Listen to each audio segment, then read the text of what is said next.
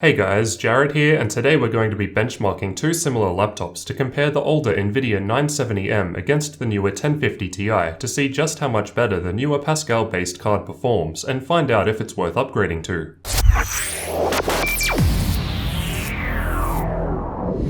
I've previously tested the 970M against a 1060, however I've since had some requests to also compare it with a 1050 Ti, so now that I've been able to get my hands on a laptop with a 1050 Ti, I'll be testing the differences here. First, let's discuss the differences between these two laptops. Both are running slightly different CPUs. The laptop with the 970M has an older Intel Skylake 6700HQ quad-core CPU at 2.6 GHz, while the newer laptop with the 1050 Ti has an Intel Kaby Lake 7700HQ quad-core CPU at 2.8 GHz. While this may affect some of the benchmarks, as the newer laptop doesn't have the exact same CPU, the majority of the tests are graphics-based. However, just be aware that a small percentage of the difference may be due to the difference in CPU. I suggest that you look at my recent video where I compared the differences between these two CPUs if you're interested in further information on this, but basically the performance is very similar, without much difference. Both laptops have 16GB of DDR4 RAM, however the older laptop with the 970M runs it at 2133 MHz, while the newer laptop with the 1050 Ti runs it at 2400 MHz. Both laptops use an SSD for the primary hard drive and are running Windows 10 with all available updates applied. No manual overclocking was performed for any of these tests, and neither laptop supports VSync. So the main difference here is of course that one laptop is running the older Nvidia GeForce GTX 970M, while the newer laptop has an Nvidia GeForce GTX 1050 Ti. We can see straight away that the specs are a bit different. In particular, the 970M has more CUDA cores, but is not clocked as high as the 1050 Ti.